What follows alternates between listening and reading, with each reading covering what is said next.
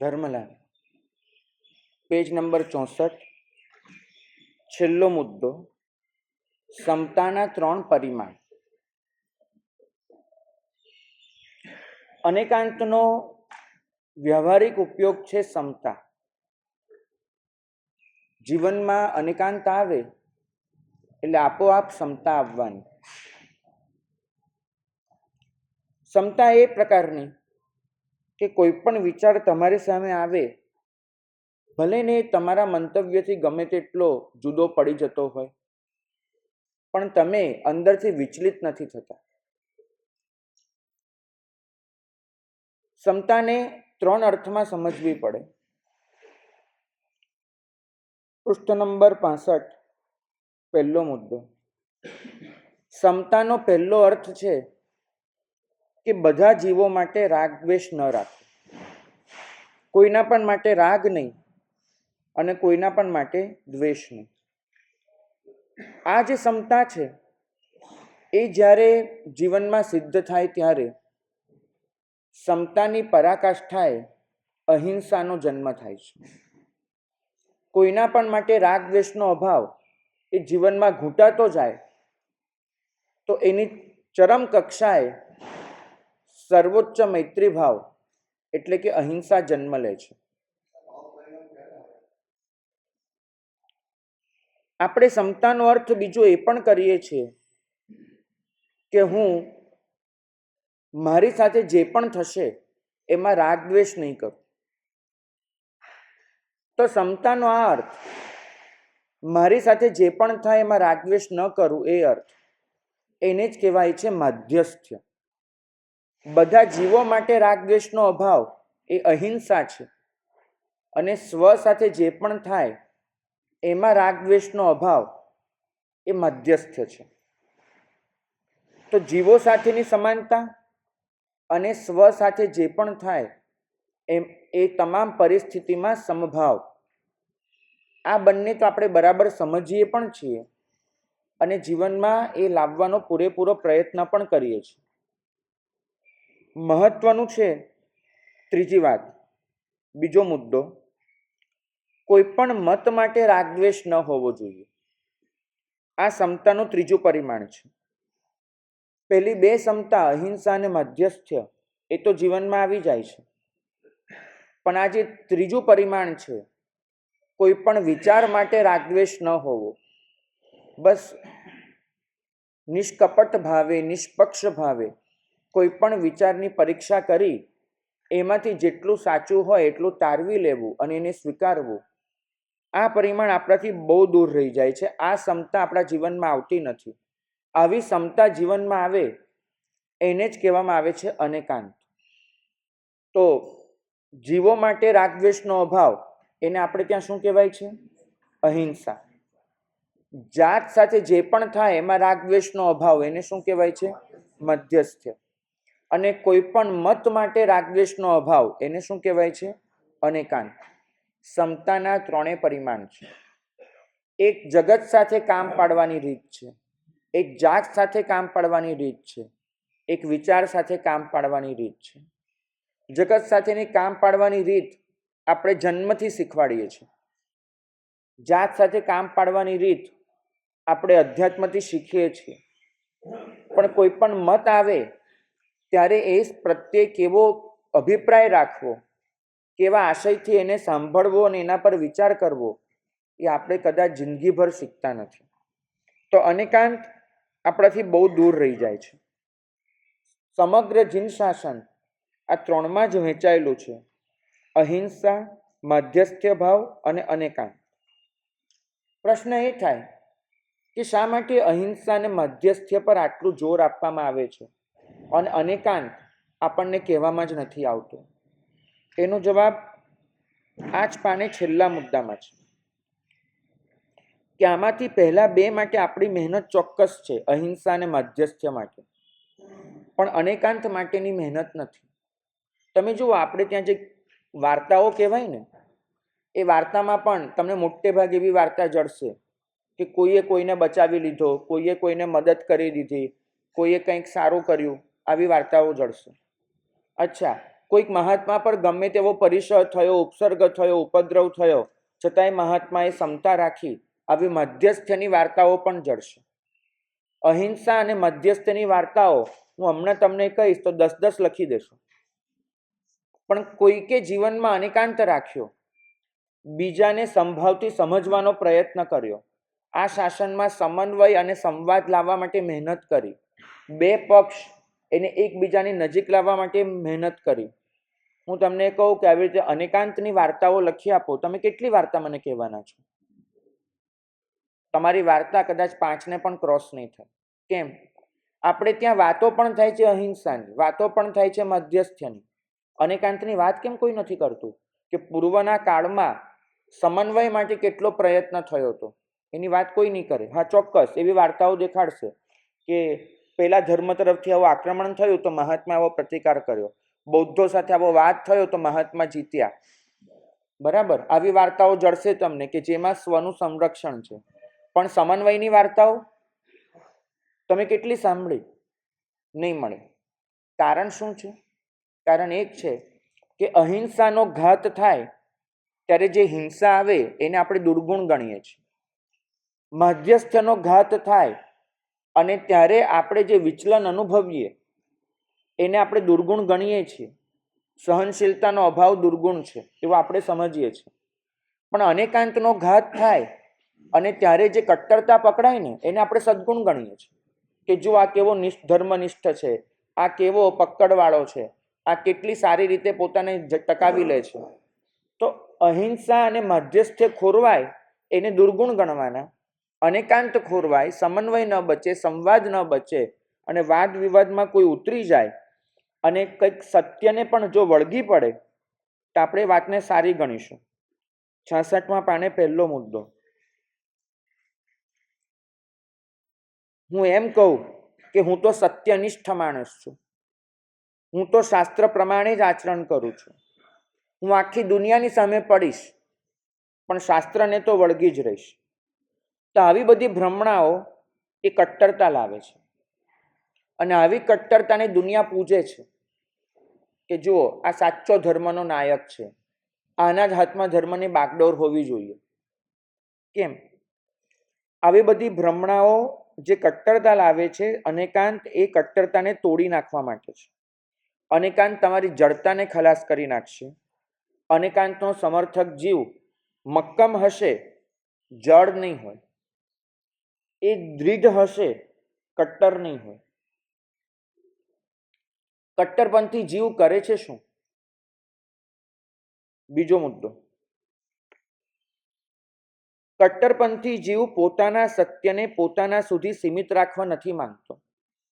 મને જે સત્ય જડ્યું એની આરાધના હું કરી લઉં એટલું પૂરતું છે, પણ એટલા સુધી સીમિત રાખવા નથી માંગતો.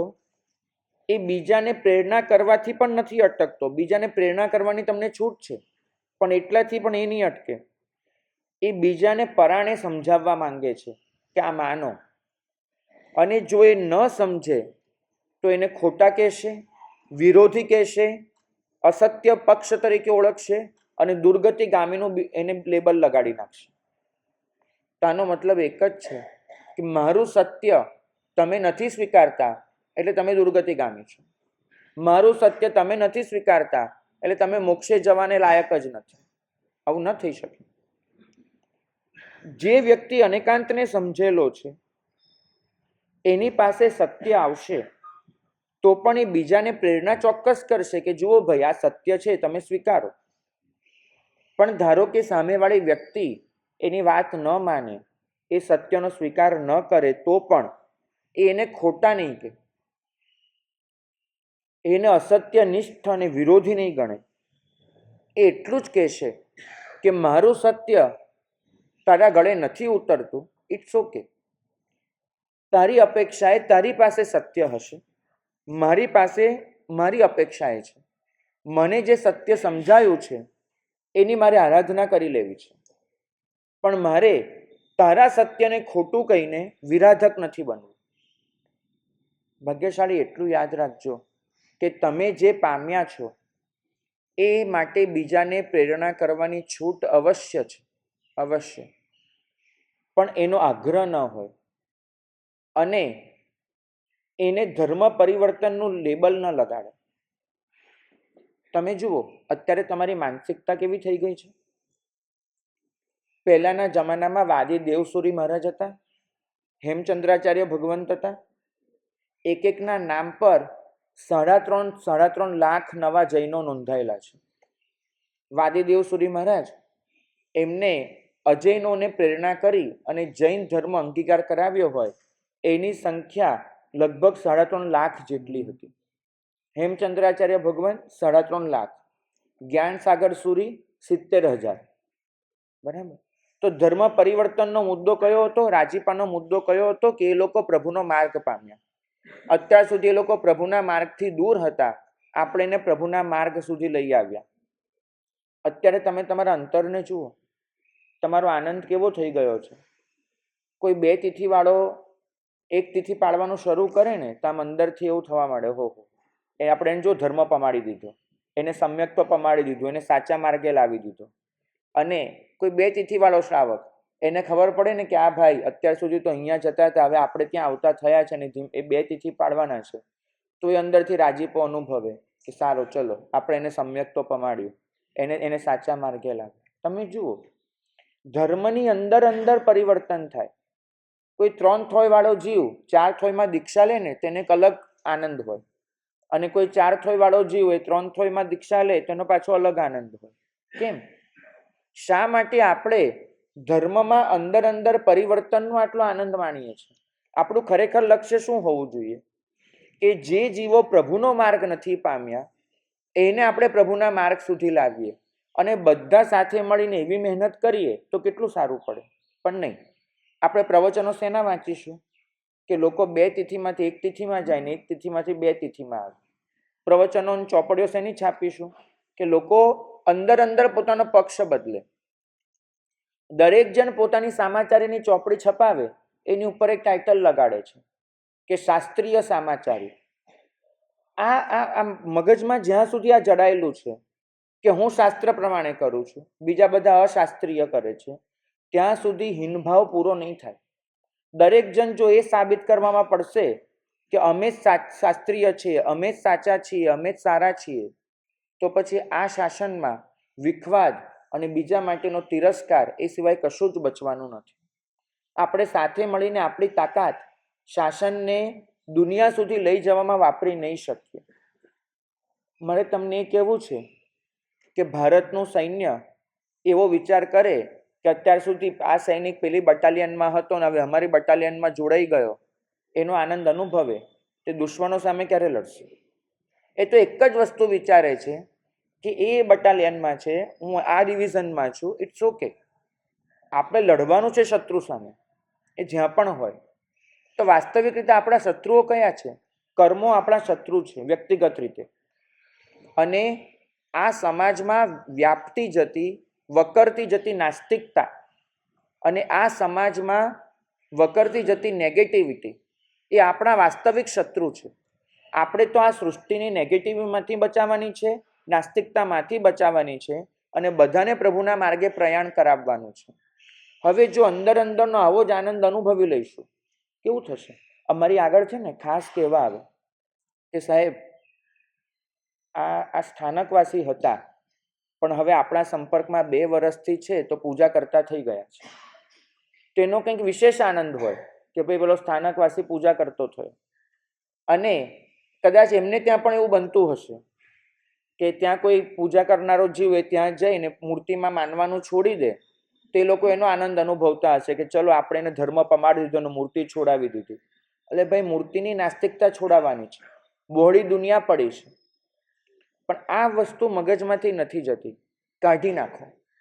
ધર્મ પ્રવર્તન અને ધર્મ પરિવર્તન એનો આ અર્થ ક્યારેય નથી થતો કે તમે અંદર એકબીજાને ફેરવો. સહજ રીતે કોઈને ગઈકાલ સુધી 2 તિથિમાં રહેવાનું મન થતું હતું અને આજે એને એવું લાગ્યું પરીક્ષા કરતા કે નહીં ભાઈ 1 તિથિનું ગણિત સાચું છે, આખરે તો ગણિત છે, એ ગણિત સાચું છે એવું લાગ્યું અને એને 1 તિથિ સ્વીકારી, તો ભલે ભાઈ તું ગઈકાલ સુધી પેલા ઉપાશ્રયમાં આરાધના કરતો હતો, અત્યારે આ ઉપાશ્રયમાં આવ્યો, આનંદ છે. પણ એની કોઈ વિશેષ નોંધ ન હોય. અને એ જ રીતે સામે થાય તો એ માટે પણ કંઈ વિચારવાનું ન હોય. જેને જે સામાચારી અનુકૂળ લાગે એ સામાચારી પ્રમાણે એ આરાધના કરે. એમાં આટલું મન પર લઈ લેવાની કોઈ જરૂર હોતી નથી. પણ આ જે માનસિકતા થઈ ગઈ છે કટ્ટરતાવાદી, કે જે નાના નાના મુદ્દે એકબીજા માટે તિરસ્કાર અનુભવી લે છે, પરિણામ એ આવે છે કે ધર્મ કરવાનો સાચો આનંદ નથી બચતો. બચે છે માત્ર એટલું જ કે કોને આપણે આપણા પક્ષ સુધી ખેંચી લાવ્યા. અને કાંત તમારા આ આનંદને તોડી નાખે છે. વાસ્તવમાં એ તોડી નથી નાખતો, તમને સાચા આનંદ સાથે જોડી દે છે. પછી ક્યાંય પણ ધર્મ થાય છે, તમે ખૂબ આનંદથી એની અનુમોદના કરી શકો છો. ખૂબ આનંદ. કેવી સ્થિતિ થઈ ગઈ છે તમને દેખાડું. અહીંયા એક જણ આવે છે અને સમાચાર આપે છે કે સ્વામિનારાયણ પરંપરામાં 500 દીક્ષા થવા જઈ રહી છે. સારું, ચલો આ જમાનામાં પણ આવી રીતે લોકો નીકળી રહ્યા છે. એક સારી અનુમોદના થઈ જાય છે, ભોગ વિલાસથી છૂટ્યા. પણ બીજા એક સમાચાર આવે છે કે હું જે સમુદાયને અમારો સમુદાય નથી ગણતો, એ સમુદાયમાં 10 દીક્ષા છે. તો મનમાં ઝાડ લાગે, આપણે ત્યાં કેમ નહીં થાય ને ત્યાં કેમ થઈ. તમે વિચારો, જ્યારે પરધર્મમાં થાય છે ત્યારે અનુમોદના, અને જ્યારે સ્વધર્મમાં અલગ પક્ષમાં થઈ તો અંદરથી ઈર્ષ્યાભાવ, અદેખાઈ. આ કેમ આવ્યું? કેમ કે આપણે શાસ્ત્રના નામ પર ભાગલા પાડ્યા. સમુદાયિક વ્યવસ્થા હતી, એને બદલે, એ સમુદાયની વ્યવસ્થાને બદલે આપણે એને સ્વ અને પર, પોતાના અને પારકા, આવા વિભાગીકરણ કરે. આ વિભાગીકરણને લીધે એક સામ્રાજ્યવાદ જન્મ્યો. આ વિભાગીકરણને લીધે મારા તારાની એક વિચિત્ર માનસિકતા જન્મી. છોડી દો. તમે જન્મ્યા ને એ દિવસથી આ કપડું પહેરેલી કોઈ પણ વ્યક્તિ તમારા ગુરુ છે. તમે કોઈ સમુદાયમાં બંધાવો નહીં. તમે કોઈ વ્યક્તિના ચરણ નહીં પકડો, વાતના ચરણ પકડો. જ્યાં તમે કોઈ સમુદાયમાં બંધાવો છો, કોઈ વ્યક્તિમાં બંધાઈ જાઓ છો, પરિણામ શું આવે છે? પછી મારું અને પારકું આ જ શરૂ થવાનું છે, બીજું કશું જ નહીં. તમને જ્યારે સમ્યક્ત્વ ઉછરાવ્યું ને ત્યારે તમને એમ કહેવામાં આવ્યું હતું કે પંચ મહાવ્રતધારી તમારા ગુરુ છે. ક્યાં બચ્યું? શ્રમણ સંઘ સમુદાયમાં વહેંચાતો જાય છે, શ્રાવક સંઘ સમાજમાં વહેંચાતો જાય છે. તમે સમાજમાં વહેંચાતા જાઓ છો અને દરેક સમાજના કોઈ ગુરુ આવી રીતે પ્રસ્થાપિત થતું જાય છે, અને શ્રમણ સંઘ એ સમુદાયમાં બટાતો જાય છે. પછી મહેનત શું થાય છે? શાસનને આગળ લાવવાની નહીં, સમુદાયને આગળ લાવવાની. પછી મહેનત શું થાય છે? સંઘનું કલ્યાણ કરવાની નહીં, સમાજનું કલ્યાણ કરવાની. છોડી દો આ બધું. એક જ વસ્તુ યાદ રાખો, હું જૈન શ્રાવક છું અને પંચ મહાવ્રતધારીનો ઉપાસક છું. જો આ ભાવના મગજમાં રહેશે ને તો તમે આ બધામાંથી છૂટી જશો અને અમે પણ છૂટી જઈશું. ભાગ્યશાળી. ઘણી વખત એવું બને છે કે બે સાધક આત્મા અલગ અલગ સાધના પદ્ધતિમાં વિશ્વાસ ધરાવતા હોય. ભલે બંને સાધના પદ્ધતિનું લક્ષ્ય એક હોય, પણ બંને એકબીજા સાથે કમ્ફર્ટ નથી અનુભવતા. કેમ આવું થાય છે? 68મા પાને પહેલો મુદ્દો. કેમ કે સાધનાનો એકાંત પકડાઈ ગયો છે. તમે કરવા માંગો છો આત્મકલ્યાણ, પણ અટવાઈ જાઓ છો સાધના પદ્ધતિના વળગણમાં. તમે વિચારો, કોઈ પણ તિથિ હોય, કોઈ પણ પક્ષ હોય, આખરે તો એક સાધના પદ્ધતિ છે ને. એક સાધના પદ્ધતિ એવું માને છે કે 2 આઠમ પાડી અને મોક્ષે જઈ શકાય છે. એક સાધના પદ્ધતિ એવું માને છે કે 2 આઠમ નહીં, 2 સાતમ કરવી જોઈએ અને મોક્ષે જઈ શકાય છે. આખરે છે શું? આ સાધના પદ્ધતિ સિવાય બીજું છે શું? એક વિચારધારા છે, બરાબર? આજે કોઈ પણ મહાત્મા ગમે તે બોલે, ઉપરના સૂર્ય અને ચંદ્ર ફરી જવાના છે. એ સૂર્ય, એ ચંદ્ર જ્યાં છે ત્યાં જ રહેવાના છે. એ દિવસે જે આકાશની સ્થિતિ છે એ જ રહેવાની છે, કોઈ ફરક નથી પડવાનો. મારી એક વિચારધારા છે કે આ સમયને હું કયા નામે ઓળખું, અમારી વિચારધારા છે. હું અમેરિકા જાઉં છું તો મને સાંજના 4 વાગે એમ કહે છે કે 16 વાગ્યા. હું ભારતમાં છું તો મને એમ કહેવામાં આવે છે કે 4 PM. બરાબર. એક સમયને ઓળખવાના બે માપદંડ છે, ખાલી બોલવાની પદ્ધતિ છે. એ જ રીતે આકાશમાં જે ગ્રહો છે એ જે સ્થિતિ દેખાડે છે એને બોલવાના બે માપદંડો છે કે 2 સાતમ છે, 2 આઠમ છે. તો કોઈને બિલકુલ ખાલી એ દિવસે કરનારી ક્રિયાને નિસ્બત હોઈ શકે છે. આ એક બોલવાના પ્રકારો છે. પણ તમે જુઓ, તમને 16 વાગ્યા છે એની સાથે કોઈ પ્રોબ્લેમ નથી, 4 PM સાથે કોઈ પ્રોબ્લેમ નથી, પણ અહીંયા તમને પ્રોબ્લેમ થઈ જાય છે. એક જ સમયને બે નામે ઓળખવામાં પ્રોબ્લેમ થાય છે. કેમ? કેમ કે તમે સાધના પદ્ધતિનું વળગણ કરી ચૂક્યા છો. આ વળગણમાંથી છૂટો. માણસ જો આમાં ન અટવાયો હોત તો અનંતકાળ પહેલા જ એ મોક્ષમાં પહોંચી ગયો હોત. આપણે સાધના કરવામાં નહીં, સાધનાને પકડવામાં અટવાઈ ગયા છીએ.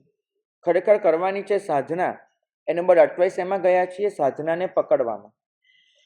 આપણે દરેક ભાવમાં જેને માન્યું, જેને પૂજ્યું એને વળગી પડ્યા. તો કોઈ પણ વસ્તુનું વળગણ ન થવા દો.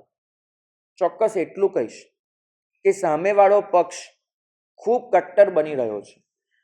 સામેવાળો પક્ષ તમારા પર હાવી થવાનો પ્રયત્ન કરી રહ્યો છે. એ પોતાના ધર્મસ્થાનમાં તમને પ્રવેશ પણ નથી આપતો. એ એમના અનુયાયી એમના ઘરે પાણીનો એક નાનો પ્યાલો પણ નથી જળતો. તો આટલી કટ્ટરતા સામે જીગ ઝીલવા માટે તમારે કેટલીક મક્કમતા કરવી પડે છે. અમુક નિયમો કરવા પડે છે, અમુક મર્યાદાઓ લાગુ પાડવી પડે છે. કેમ કે એવું તો ન જ ચલાવી લેવાય કે તારું મારું સહિયારું ને મારું મારું પોતાનું. આવું તો ન જ ચલાવી લેવાય, નહીં તો દુનિયા જ નહીં ચાલે.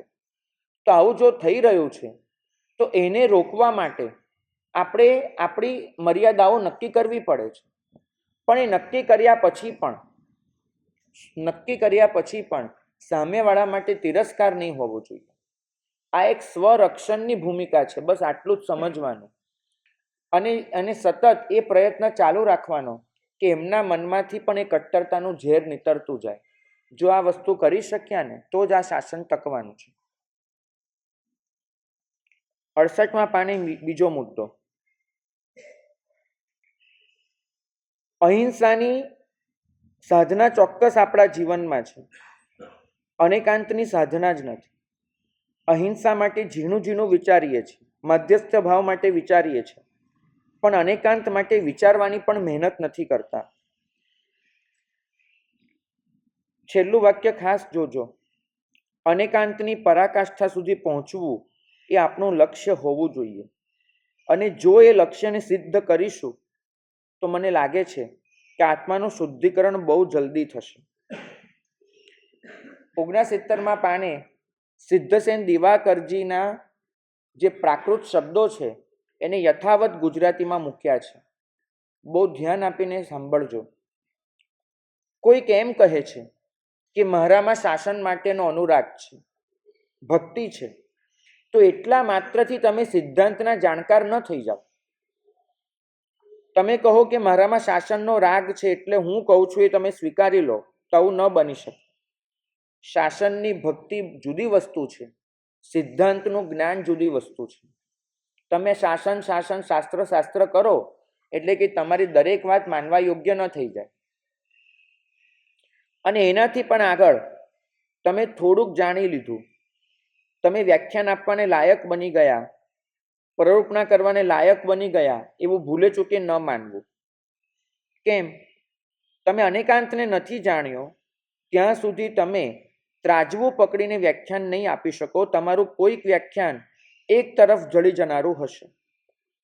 અને શાસનને એક બાજુ ઢળી જનારા એવા વ્યાખ્યાનોથી જ નુકસાન થયું છે. જ્યાં અનેકાંતનું ત્રાજવું નથી ને ત્યાં ઢળી પડવાનું બહુ સહજ છે. આ પાઠ પરથી થતી કેટલીય પ્રરૂપણાઓ ઘણી વખત એકાંતવાદની હોય છે, એક બાજુ ઢળી પડેલી હોય છે. થાય છે શું?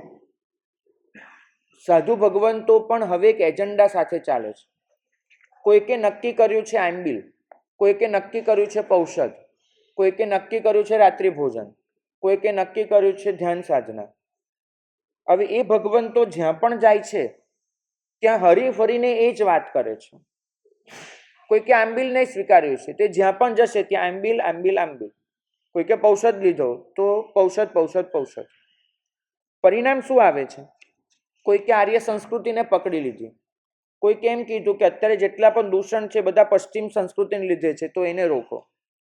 કોઈકે વળી ધ્યાન સાધનાને જ પકડી, અને કોઈક એમ કહે છે કે પરંપરાઓ એને તો કોઈ પણ રીતે ટકાવી લો.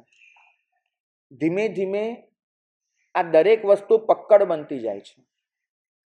તમારી આ જે વિચારધારા છે એને અનુસરનારો એક અનુયાયી વર્ગ બનતો જાય છે, અને આ અનુયાયી વર્ગને લીધે આ સંઘ અને શાસન અનુયાયીમાં વહેંચાતું જાય છે. 70મા પાને પહેલો મુદ્દો. અત્યારે સંઘ સામે સૌથી મોટી તકલીફ એ છે કે સંઘ નથી રહ્યો, વિવિધ ગુરુ ભગવંતોનો અનુયાયી વર્ગ બની ગયો છે.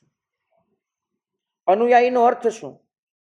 કોઈક વિચારધારા તરફ થતો ઝુકાવ, અને ઝુકાવ ધરાવનારો વર્ગ એ અનુયાયી વર્ગ છે. એ વર્ગ એક વ્યક્તિને પકડવા મથે છે, તેને પૂજવા ઈચ્છે છે, અને પછી ગર્વ કરે છે કે હું આમનો ભક્ત છું, આ મારા ગુરુ છે, હું આમનો શ્રાવક છું. આ ગર્વને લીધે જે વ્યક્તિ એ વિચારધારામાં નથી એના તરફ તુચ્છતાનો ભાવ આવે છે, અને સંભાવની ખોટ આવે છે. હવે તમને પ્રભુના વચનનો મતલબ સમજાશે. પ્રભુએ સમવસ્ત્રણમાં કહ્યું કે અનેકાંતની વાસ્તવિક ઉપાસના વગર અહિંસાની વાસ્તવિક ઉપાસના શક્ય નથી.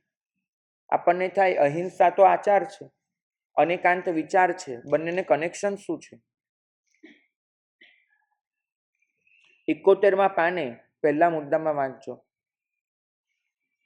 અનેકાંતની ખોટ તમને બીજી વ્યક્તિ માટે તુચ્છતા લાવી આપે છે, અને તુચ્છતા આવી એટલે રાગ દ્વેષ ચાલુ થયા. હવે તમે અહિંસાનું આચરણ નહીં કરી શકો, કેમ કે અહિંસા મૈત્રી ભાવ સ્વરૂપે છે, અને જ્યાં બીજા માટે તુચ્છતા છે, બીજા માટે રાગ દ્વેષ છે, ત્યાં તમે અહિંસાનું વાસ્તવિક આચરણ જ ન કરી શકો. 71મા પાને બીજા મુદ્દાની કેટલીક લીટીઓ જે સિદ્ધસેન દિવાકરજીના શબ્દોનું સીધે સીધું અનુવાદ છે. આ વાંચીને તમને એમ થશે કે આ તો આપણા દરેકના હૃદયનો પોકાર છે. કોઈક ભગવંત બહુશ્રુત હોય, લોકોમાં અતિશય સંમત હોય, લોકો એમને ખૂબ માનતા હોય, લોકો એમને પ્રામાણિક પુરુષ તરીકે ઓળખતા હોય કે ધર્મ મળશે તો આમની પાસેથી મળશે, અને એને લીધે એમની પાસે બહોળો અનુયાયી વર્ગ પણ હોય, શિષ્યો પણ એટલા હોય, શ્રાવકો પણ એટલા હોય. પણ આ બધું હોવા છતાં જો એમને અનેકાંતને નથી જાણ્યો, શિષ્ય વર્ગ છે, જ્ઞાન છે, અનુયાયી વર્ગ પણ છે, લોકોમાં પ્રતિષ્ઠા પણ છે, પણ જો જીવનમાં અનેકાંતને નથી જાણ્યો, એમના જીવનમાં અનેકાંતની ઉપાસના નથી આવી, તો ઉપરનું બધું જ એમને ભયંકર દુર્ગતિમાં લઈ જશે. અનેકાંત નથી અને બીજું બધું મળી ગયું તો ભયંકર દુર્ગતિમાં લઈ જશે. આવા ભગવંતો જીન શાસનના વૈરી બનશે. કેમ? કેમ કે લોકો બહુશ્રુત છે, લોકોમાં સંમત છે, બહોળો અનુયાયી વર્ગ છે, અને અનેકાંત નથી. તો આ ભગવંતો બધાને એકાંતના રવાડે એવા તો ચડાવી દેશે, કારણ કે એમની પાસે પુણ્ય છે, પ્રતિષ્ઠા છે, પરિવાર છે, પ્રભાવ છે, તો બધાને એકાંતના માર્ગે એવા તો ચડાવી દેશે કે એ બધા લોકો અને ભગવંત પોતે જૈન શાસનના મહાન શત્રુ બની જશે. કદાચ 1 મિનિટ માટે આંખો બંધ કરશો ને તો તમને આવા નામો ફટાફટ યાદ આવી જશે કે જે લોકો પાસે પુણ્ય, પ્રતિષ્ઠા, પરિવાર, પ્રભાવ બધું જ છે, અને સામે એમના એકાંતને લીધે એમનો અનુયાયી વર્ગ કેવો કટ્ટર બની રહ્યો છે અને શાસનનો કેવો શત્રુ થઈ રહ્યો છે, તમને દેખાઈ જશે.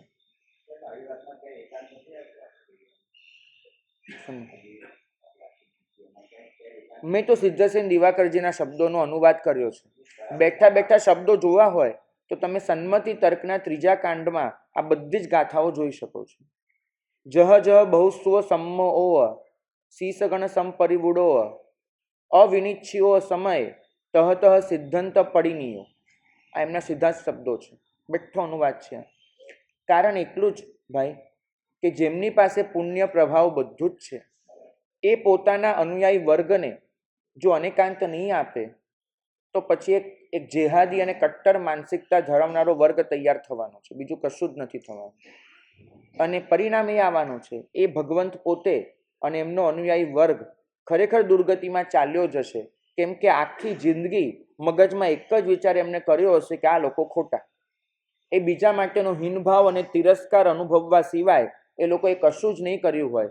વખતો વખત એક જ વસ્તુ જોવા મળશે એમનામાં, પછી એ શાસ્ત્રનો સહારો હોય કે કોર્ટનો સહારો હોય, બીજા પર હાવી થવાની અને બીજાને હેરાન કરવાની વૃત્તિ આ જ જીવનમાં દેખાશે. ભાગ્યશાળી. અહીંયા હું મારા આસને જઉં ને અને તમે આવો આ નોટપેન લઈને, તમને એક આખી નોંધ કરાવડાવું કે આવી કટ્ટરતાને લીધે કેટલી કોર્ટમાં કેટલા સંઘોના કેટલા કેસ ચાલી રહ્યા છે, અને જૈન શાસનના દરેક વર્ષે કરોડો રૂપિયા તો બગડી જ રહ્યા છે. વાતાવરણ કેટલું કલુષિત અને પ્રદૂષિત થઈ રહ્યું છે એ હું તમને દેખાડું. આમાં તમે કોઈ શંકા નહીં રાખો કે જ્યાં જીન શાસનનું વેર છે ત્યાં દુર્ગતિ છે.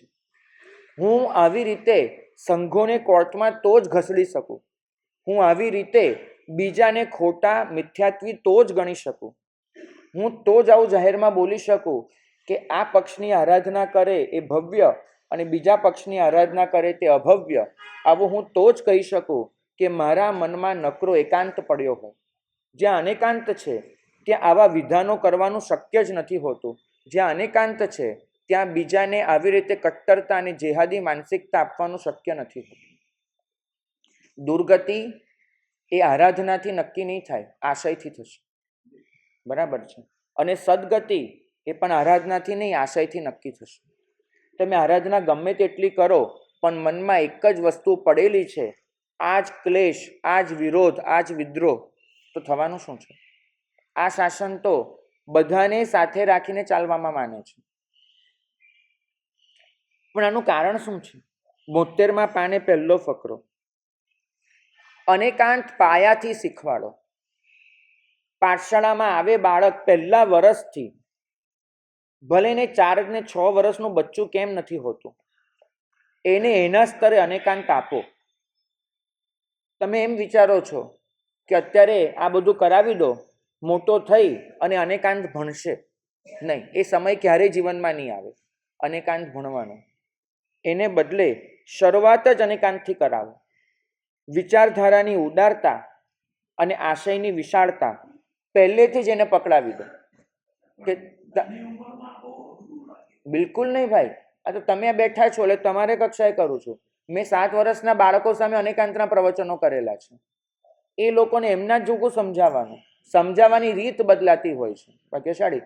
જો ભાઈ, ગણિત છે ને એ માસ્ટરના લેવલે પણ ભણાવાય છે, અને જુનિયર ને સિનિયર કેજીમાં ગણિત હોય છે. તો તમે એમ કહો છો કે ગણિત બહુ અઘરું છે, આગળ જઈને શીખવાડીશું, એવું કહો છો? નહીં, એના સ્તરે એને ગણિત તમે આપી દો છો. જુનિયર સિનિયર કેજીમાં તમે વેજાથી ગણાવતા હો છો, અને પેલામાં તમે એક પોઈન્ટ પછી કેટલા આંકડા આવે, સેંકડો ને અબજો, એમાં રમતા હો છો. દરેક સ્તરે અનેકાંત શીખવાડી શકાય છે. પણ જો એ ઘૂંટાવેલો હશે તો તમને એક ઉદાર વિચારધારા અને વિશાળ આશય શુદ્ધિ એ ધરાવનારા શાવકો જડશે. એ નહીં હોય તો પછી એ કટ્ટરતા અને જેહાદીપણું એ સિવાય કશું જ નહીં જડે.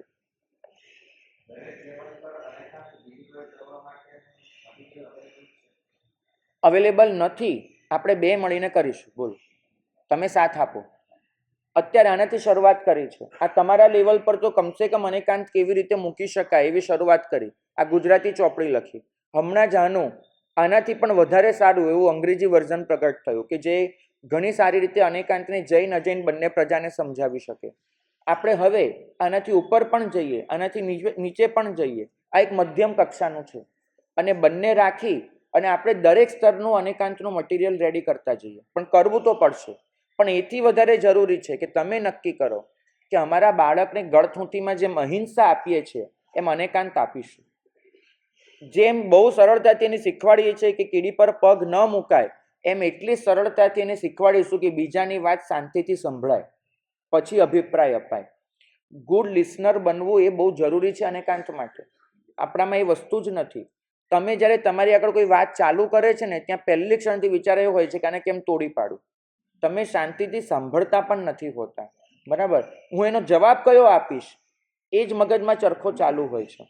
અનેકાંત વગર આ શાસન બચવાનું નથી, તો મને નજરે દેખાય છે. ભાગ્યશાળી અનેક ભગવંતોએ અનેકાંતના લાભ કયા છે એ અલગ અલગ શાસ્ત્રોમાં વર્ણવ્યું છે. એમાંની 3-4 વસ્તુ જોઈ લઈએ. 72મા પાને ત્રીજો મુદ્દો. એક શાસ્ત્રકાર ભગવંતનો અભિપ્રાય એવો છે કે અનેકાંતથી પોતાની પાત્રતાનો ખ્યાલ આવે છે. હું દરેક વસ્તુને તપાસતો જોઉં તો મને સમજાય છે કે મારી ખુદની પાત્રતા કેટલી છે સત્યને પામવાની, અને પાત્રતાનો ખ્યાલ આવ્યો એ સાથે જ પાત્રતાના વિકાસની શરૂઆત થશે. બીજા એક ભગવંત એવું લખ્યું છે કે અનેકાંતથી જ્ઞાનને જાણવાના જે પોતાની પાસે સાધનો છે એની અપૂર્ણતાનો ખ્યાલ આવે છે. આપણી પાસે જ્ઞાનને જાણવાના સાધન કુલ મળીને 7 છે.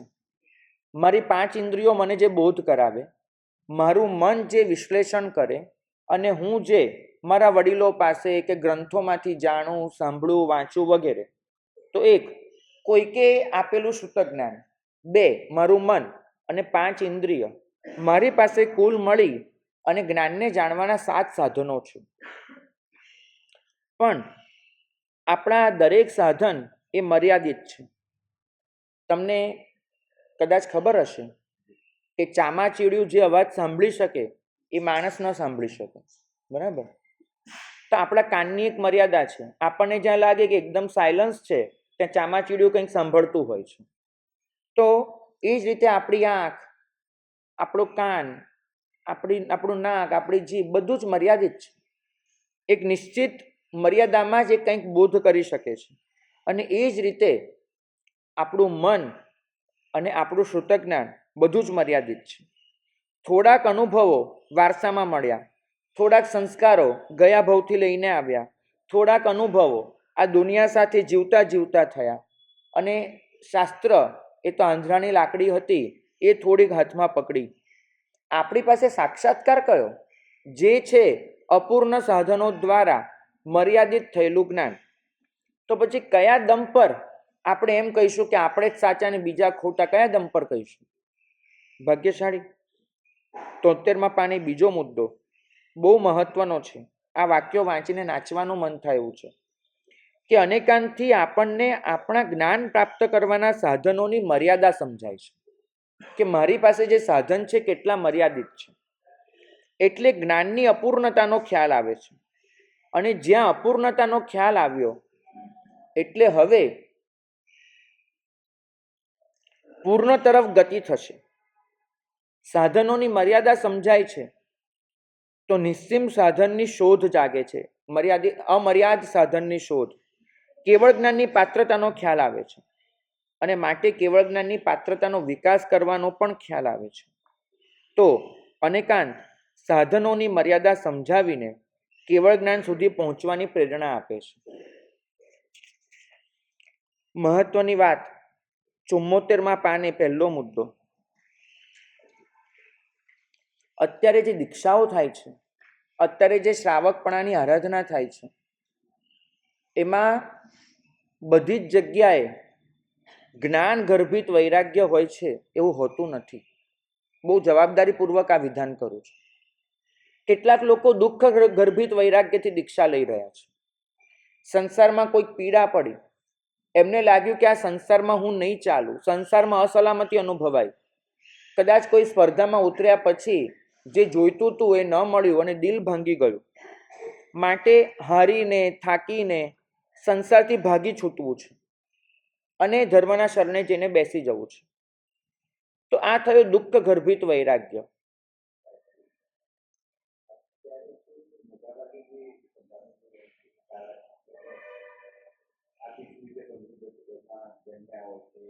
માત્ર આર્થિક નહીં, માનસિક સમસ્યાઓથી ડરીને ભાગી રહ્યા છે.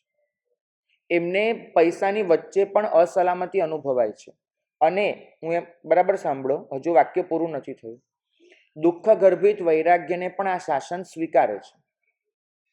કારણ કે જો આગળ જતા એમાંથી જ્ઞાન ગર્ભિત વૈરાગ્યમાં પલટી વાગતી હોય તો અત્યારે તમે કોઈ પણ સમસ્યાનું સમાધાન શોધી નથી શકતા, માટે ધર્મ એ સમાધાન આપી દેશે એમ સમજીને ધર્મ પાસે આવી જાઓ છો, તો તમારો સ્વીકાર છે.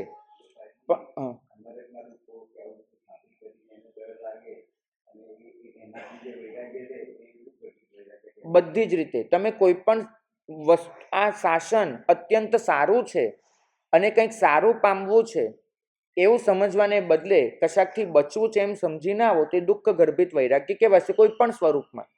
પણ એ દુઃખ ગર્ભિત વૈરાગ્ય આગળ જતા જ્ઞાન ગર્ભિત વૈરાગ્યમાં પલટી વાગી શકે છે. અને એ જો થાય તો પછી એ ઉત્તમ કક્ષાનું ચારિત્ર જીવન પાળી શકે છે. તકલીફ એટલી છે કે જે દુઃખ ગર્ભિત વૈરાગ્યથી આવ્યો છે એ અહીંયા સમાધિની શોધ નહીં કરે, સુખની શોધ કરશે. અને પ્રભુ કહે છે કે ચારિત્ર એ સમાધિની શોધ છે, સુખની શોધ નથી. એ શાંતિની શોધ છે, સાધનની શોધ નથી. પણ જે દુઃખ ગર્ભિત વૈરાગ્યથી આવ્યો છે એ કદાચ સુખની અને સાધનોની શોધ રાખવાનો છે. તો એ અલગ મુદ્દો થયો. શાસનને જે નુકસાન પડે છે એ બીજા વૈરાગ્યથી, મોહ ગર્ભિત વૈરાગ્યથી. મોહ ગર્ભિત વૈરાગ્ય એટલે શું? મોહ ગર્ભિત વૈરાગ્યનો અર્થ થાય છે દૃષ્ટિરાગ. એ જીવ માન્યતામાં અટવાઈ ગયો છે અને માન્યતામાં અટવાઈ જઈને દીક્ષા લઈ રહ્યો છે. આજે ઘણા બધા લોકો જેહાદી વૃત્તિથી દીક્ષા લઈ રહ્યા છે અથવા તો જેહાદી વૃત્તિથી શ્રાવક બની રહ્યા છે. જેહાદી વૃત્તિ એનો અર્થ માત્ર મુસલમાનો જ કરે છે એવો ન કરતા. મુસલમાનોમાં હિંસા છે એટલે લોકો જેહાદના નામ પર હિંસા આચરે છે. આપણે ત્યાં પંચેન્દ્રિયોની હિંસા કરવાની મનાઈ છે એટલે આપણી જેહાદ, માફ કરજો, જીભથી ચાલે છે. એ લોકો તલવારથી જેહાદ કરે, આપણે જીભથી જેહાદ કરીએ છીએ. બિલકુલ, આપણી ભાવ હિંસા છે. જેહાદના મૂળભૂત અર્થમાં કોઈ ફરક નથી હોતો, કારણ કે આખરે તો બીજાને નષ્ટ કરવા એ જ લાગણી મુખ્ય હોય છે. મારો સમુદાય વધ્યો, મારો પક્ષ વધ્યો, મારું ગ્રુપ વધ્યું અને બીજા બધા નબળા પડ્યા, બસ આ જેહાદી માનસિકતા જ મુખ્ય હોય છે. કોઈક સંઘ અત્યાર સુધી આ વ્યક્તિને ગુરુ તરીકે સ્વીકારીને ચાલતો હતો, હવે સંઘે નક્કી કર્યું કે સાહેબ અમે આપને ગુરુ ગણીશું. અંદરથી એક ગલગલિયા થાય છે, કેમ કે બીજા નષ્ટ થયા. આ જેહાદી વૃત્તિ તલવારથી થાય કે જીભથી થાય ફરક નહીં પડ્યો. કેમ? શાસ્ત્રો જે કહે છે સાંભળો. બીજો મુદ્દો, તમે જ્યારે બીજા પર પ્રહાર કરો છો ત્યારે એ વસ્તુ ગૌણ છે કે તમે એના પર પથ્થરો ફેંક્યો કે ફૂલ ફેંક્યું, એ ગૌણ છે. મહત્વ એનું નથી, મહત્વ એ ભાવનાનું છે કે તમારે બીજાને મારવું છે. તમારા હાથમાં જે છે તમે એને મારી દો છો. તમે પથ્થરો પણ મારો કે ફૂલ પણ મારો, વાત મારવાની છે, માટે વાત સરખી છે. કોઈક જેહાદ વ્યાખ્યાનથી આચરે અને કોઈક જેહાદ બંદૂકથી થાય, બંનેમાં ફરક શું પડ્યો? બીજાને નષ્ટ કરવાની અને બીજા પર હાવી થવાની માનસિકતા એ તો બંને જગ્યાએ સરખી રહી. તમે બીજાને નષ્ટ કરવાનો પ્રયત્ન કરો, આ મોહ ગર્ભિત વૈરાગ્ય છે કે જે વૈરાગ્ય કોઈક માન્યતાના સ્તર પર ઊભો થયો છે અને એ વૈરાગ્ય બીજાની માન્યતાને નષ્ટ કરવા માટે આખી જિંદગી ઝઝૂમી જાય છે અને એમાં જ એનું આયખું પૂરું થઈ જાય છે.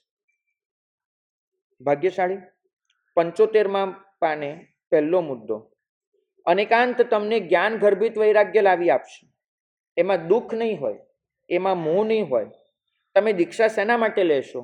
શાસ્ત્રકાર ભગવંતના શબ્દોનો યથાવત અનુવાદ છે કે શ્રાવક જીવનની આરાધના કરો કે શ્રમણ જીવનની, લક્ષ્ય હોય સત્યને પામવાનું. અને એ પણ કયું? પૂર્ણ સત્યને. તમારે બહુ ગંભીરતાથી આ સૃષ્ટિના સત્યનો સાક્ષાત્કાર કરવો છે. તમારે બહુ વિશાળ અને ઉદાર અર્થમાં સત્યને પામવું છે. એટલા માટે તમે નીકળી પડો છો. આને જ કહેવાય જ્ઞાન ગર્ભિત વૈરાગ્ય, કે જેમાં જ્ઞાનની શોધ છે, જ્ઞાન જેનો પાયો છે અને જ્ઞાન જેનું લક્ષ્ય છે, એવો વૈરાગ્ય એ આ શાસનને માન્ય છે. અને આવો વૈરાગ્ય લઈને પધારો તો તમારું સ્વાગત છે. 76મા પાને પહેલા મુદ્દામાં એક પ્રશ્ન ઉઠાવ્યો છે કે અમારે આરાધના કઈ રીતે કરવાની? કોઈ વાત પર શ્રદ્ધા છે માટે આરાધના કરીએ કે સત્ય છે માટે આરાધના કરીએ? જવાબ સ્પષ્ટ છે કે તમે જો બાળ જીવની કક્ષાએ છો તો તમારે આરાધના શ્રદ્ધાથી જ કરી લેવાની છે, પણ એ શ્રદ્ધાની સાથે તમારે એક વસ્તુ નક્કી કરવાની છે કે આખી જિંદગી બાળજીવ નથી રહેવું. બાળજીવ બનીને આવી શકો છો, બાળજીવ બનીને અહીંયા રહી શકતા નથી. તમારે એ શ્રદ્ધાની સાથે સતત સત્યની શોધ ચાલુ રાખવાની છે, અને એ શોધ કરતા કરતા એ સત્યને પામતા જઈને આરાધનાનું શુદ્ધિકરણ કરવાનું છે. આ શાસનની શરૂઆત શ્રદ્ધાથી છે, નક્કી છે. શાસનની શરૂઆત ક્યાંથી છે ભાઈ? શ્રદ્ધાથી. પણ શાસનની પૂર્ણાહુતિ સત્યથી છે. શ્રદ્ધાથી અપુનર્બંધક પ્રવેશ કરી શકે છે. કેવળ જ્ઞાની એ શ્રદ્ધાથી નથી જીવતા, એ સત્યમાં જીવે છે. તો શાસનની શરૂઆત શ્રદ્ધાથી છે, શાસનની પૂર્ણાહુતિ સત્યથી છે. તમારી યાત્રા ક્યાંથી છે? કઈ છે યાત્રા? શ્રદ્ધાથી સત્ય સુધી પહોંચવાની યાત્રા છે. તો શ્રદ્ધાથી શરૂઆત કરવાની, અને સત્ય માટેની મથામણ અને સત્ય પામવાની તાલાવેલી, એનાથી આરાધનામાં જોડાઈ જવાનું. હવે 77મા પાને એક દાર્શનિક મુદ્દો લીધો છે જે સમજવો જરૂરી છે. થોડુંક મગજ ખુલ્લું કરજો. હવે જુઓ,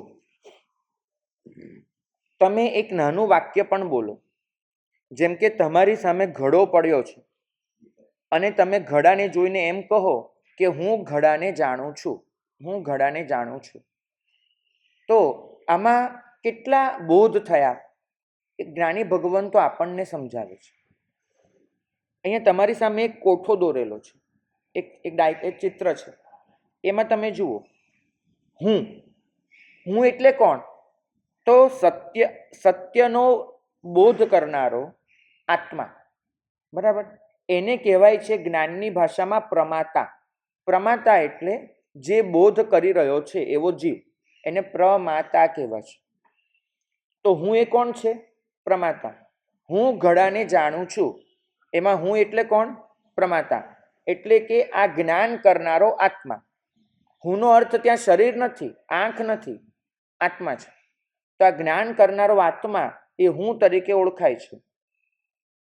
બીજું, ઘડાને, તો આ શું છે? પ્રમેય.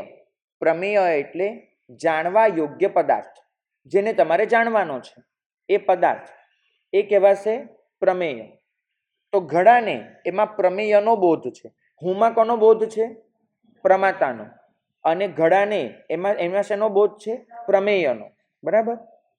અને જાણું છું એટલે મને જ્ઞાન થઈ રહ્યું છે. તો આને કહેવાશે, મને જ્ઞાન થયું એનો મતલબ શું થયો? કે મને જ્ઞાન થયું છે એટલો બોધ મને તો થયો ને કે હું ઘડાને જાણું છું. તો આને કહેવાશે પ્રમિતિ. પ્રમિતિ એટલે જ્ઞાન, પ્રમેય એટલે જાણવા યોગ્ય પદાર્થ, પ્રમાતા એટલે જાણનારો આત્મા. તો તમે જુઓ, કોઈ પણ જ્ઞાનમાં 3 વસ્તુ પડી હોય છે: પ્રમાતા, પ્રમેય અને પ્રમિતિ. હવે તમે જુઓ, માનો કે તમારી સામે જે પડ્યો છે એ ઘડો નથી, પણ બીજો કોઈ પદાર્થ છે, અને તમે એને ઘડા તરીકે ઓળખો છો. બરાબર? તો તમે આ બોધને કેવો કહેશો? ખોટો. ખોટો કહેશો. બરાબર? હવે પ્રભુ સમજાવે છે. બરાબર? આ બહુ સરસ પદાર્થ છે, પકડજો. પ્રભુ એમ કહે છે કે કોઈક માણસ ઘડા સિવાય બીજા કોઈ પદાર્થને જોઈ અને એમ કહે છે કે હું ઘડાને જાણું છું. તો આ વાક્ય ખોટું કેટલા અંશે કહેવાય? આમાં તમે જુઓ, એમાં પણ 33% તો હુંનો પડ્યો છે, પ્રમાતાનો. એ ખોટો છે? એ તો સાચો જ પડ્યો છે. બરાબર? એ તો ત્યાં પણ સાચો, તો અહીંયા બી સાચો છે. તો એને તો ખરેખર જ્ઞાન થઈ રહ્યું છે આત્માને. તો હું પક્ષમાં એટલે 33% તો સાચો જ છે, 1/3 તો સાચું જ છે આ બોધ પણ.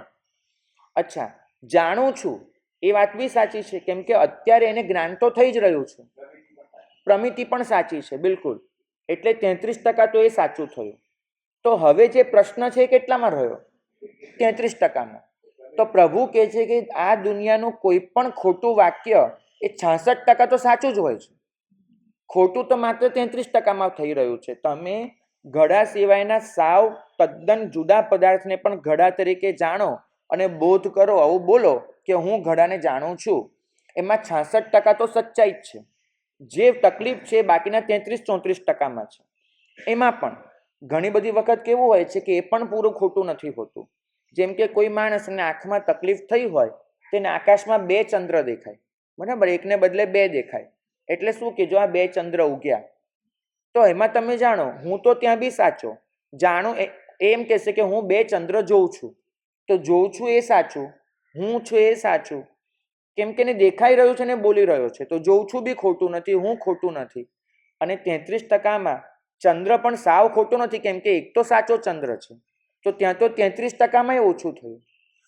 આ આખાથી પ્રભુ એ સમજાવે છે કે તમે જે વસ્તુને ખોટી સાબિત કરવાની મહેનત કરી રહ્યા છો એ વાસ્તવમાં કમસે કમ 66% તો સાચી જ હોવાની છે. બહુ તો એમાં ટકાવારી તમે મૂકી શકો કે આટલા ટકા સાચું અને આટલા ટકા ખોટું. તો પછી શેના નામ પર આટલા ઝઘડા કરવા બેસો છો અને સાચા ખોટા કરવા બેઠા છો? તમારે માત્ર કોઈ પણ વાક્ય તમારી સામે આવે ત્યારે ટકાવારી જોઈ લેવાની કે કેટલા ટકા સચ્ચાઈ છે અને કેટલા ટકા ખોટાઈ છે. 79માં પાણે 79 પહેલા મુદ્દાનો છેલ્લા 2 વાક્ય જુઓ. વ્યવહારિક દૃષ્ટિકોણ પણ ટકાવારી પર જ ચાલે છે.